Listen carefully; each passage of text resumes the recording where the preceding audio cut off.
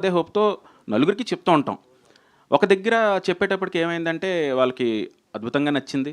చక్కగా ఎళ్ళింది. Everything done. ఒక ప్రాసెస్ అవుతుంది. మాట్లాడుకోవడం, ఇచ్చిపుచ్చుకోవడం, రాయడం ఇవన్నీ కుదురుతున్నాయి, ఎళ్తున్నాయి. ఎట్ ఏ టైమ్ ఆపేశారు. వద్దన్నారు. వద్దనగానే మరి ఏం చేస్తాం? మళ్ళీ ఇంకో ప్రయత్నం చేసుకోవాలి. అలా ఖాళీగా అయితే కూర్చోలేం కదా సార్. మళ్ళీ ఇంకెక్కడ అవకాశం ఉంటదో మళ్ళీ వెళ్ళాలి. వెళ్ళినప్పుడు అప్పుడు ఇక్కడ రావడం, వీళ్ళు చెప్పడం.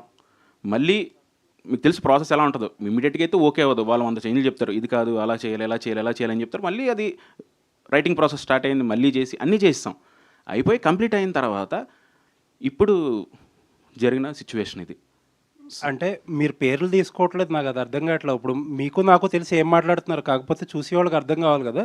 అసలు ఏంటి, ఏది ఒరిజినల్ అనుకోవాలి, ఏది డూప్లికేట్ అనుకోవాలని ఒక అజంప్షన్కి రావాలంటే వాళ్ళకి అర్థం కావాలి కదా. అండ్ అండ్ ఇంకొకటి ఏంటంటే, అసలు ఇప్పుడు మనం మీడియాలో మాట్లాడుకుంటాం కాదు కదండి, అది లీగల్ ప్రొసీడింగ్స్ ఏమన్నా చేస్తారా? అందుకే సార్ నేను అది బేసికలీ ఇది కోర్ట్ అండర్లో ఉంది, still the case is going on. So అందుకే పేర్లు తీసుకోవట్లేదు. వన్స్ జడ్జ్మెంట్ కమ్స్ నేను మళ్ళీ జడ్జ్మెంట్ కాపీ షేర్ చేస్తాను అందరికీ. సో పేర్లు అంటే వీ రియలీ డోంట్ నో ఎవరు చేశారో కూడా మాకు కూడా తెలియదు. అంటే ఆ పర్టికులర్ వాళ్ళు చేశారా వీళ్ళు చేశారా అనేది పేరు నాకు కూడా తెలియదు. అంటే డైరెక్టర్ గారికి తెలియాలి కదండి. డైరెక్టర్ గారికి అంటే ఆయన స్టోరీ చెప్పిన వాళ్ళు ఎవరైనా ఆ ప్రాజెక్ట్లో ఇన్వాల్వ్ అయ్యి ఉన్నారా? ఇప్పుడు ఆల్రెడీ ఆ ప్రాజెక్ట్ బయట ఉంది కాబట్టి దాని క్రెడిట్స్లో వాళ్ళ పేర్లు అవి ఉంటాయి కదా. సో ఇచ్చాను సార్. అలా లీక్ అయిందా అవి ఎక్స్ప్లెయిన్ చేయండి. ఆర్గనైజేషన్కా థర్డ్ పార్టీకా? ఆర్గనైజేషన్ చెప్పారు, లేకపోతే అక్కడ వాళ్ళ పేరు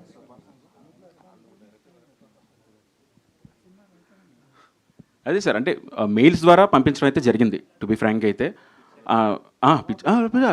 script, screen play, all episodes, అయ్యో ఎవ్రీథింగ్ అండి. Organisation sir. G5 పంపించారా? ఒక ఆర్గనైజేషన్కి ఓకే. ఒక ఆర్గనైజేషన్కి పంపించడం జరిగింది. పంపించి ఎవ్రీథింగ్ మొత్తం స్క్రీన్ ప్లేతో సహా ఎపిసోడ్స్ అన్నీ కూడా విత్ ఇన్ డీటెయిల్ అది చదివితే మనకి విజువల్గా అర్థమైపోద్ది ఓహో ఇది అని. అలా పంపించడం జరిగింది.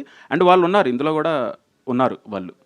ఈ మీరు చూసిన దాంట్లో అయితే కనుక అక్కడున్న ఆ రోజు నేను పంపించినప్పుడు నేను చెప్పినప్పుడు అయితే ఉన్నారో వాళ్ళు కూడా ఇందులో ఉన్నారు. వాళ్ళ పర్సనల్ మెయిల్ ఐడీస్ లేకపోతే వాళ్ళ పర్సనల్ మెయిల్ ఐడీస్ పంపించారా లేకపోతే ఆర్గనైజేషన్ పర్సనల్. ఓకే, అది రికార్డ్ అయి ఉంటుంది కదా. ఓకే. ఆర్గనైజేషన్. హేమంత్ సాయిబాబా గారు ప్రొడ్యూసర్స్ దీనికి. These guys also involved. ఇంకా అదర్ ఓటీటీలో అప్పుడు చేసినప్పుడు కూడా వీళ్ళు ముగ్గురు టీమే అప్పుడు కూడా. ఓకే. సో వీళ్ళు ముగ్గురు కలిసి ఇతర ఓటీటీలు పిచ్ చేశారు. ఆ ఇతర ఓటీటీకి స్క్రిప్ట్ షేర్ చేశారు. వాళ్ళు script plus treatment note, dialogue draft కూడా షేర్ చేయడం జరిగింది.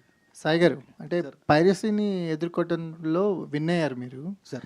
కానీ ఇలాంటి వాటికి ఇప్పుడు ఒక బెంచ్ మార్క్ ఏమైనా ఉంటుందా? లేకపోతే ఇప్పుడు రేపు మీరు ఏమన్నా లీగల్గా విన్ అయినా, లేకపోతే లీగల్గా మీ సైడే ఎక్కువగా ప్రొడ్యూసర్ అండ్ డైరెక్టర్స్ మీ సైడే ఉన్నారు కాబట్టి దీన్ని కాన్సిక్వెన్సెస్ ఎలా ఉండబోతున్నాయి? దీన్ని ఏ రకంగా చూస్తారు దీన్ని?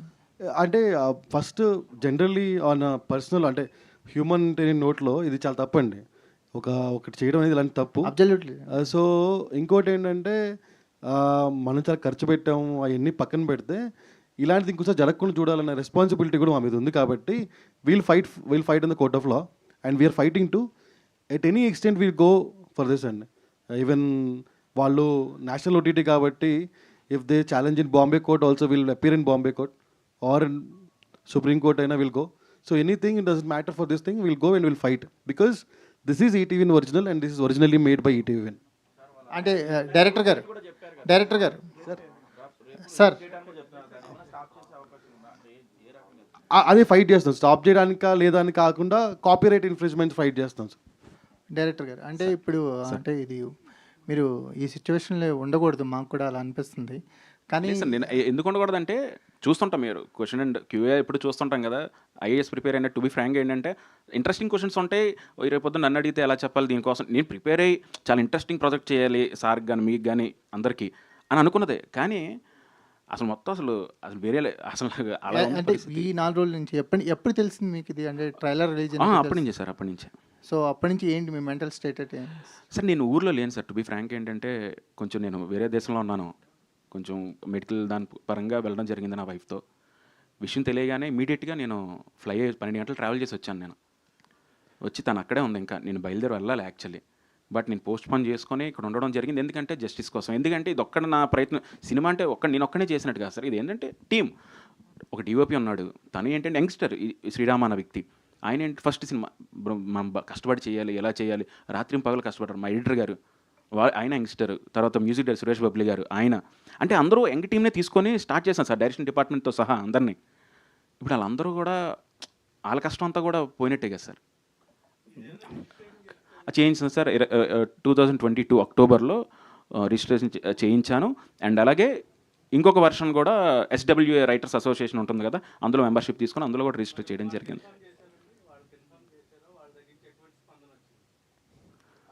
ఇన్ఫార్మ్ చేసామండి.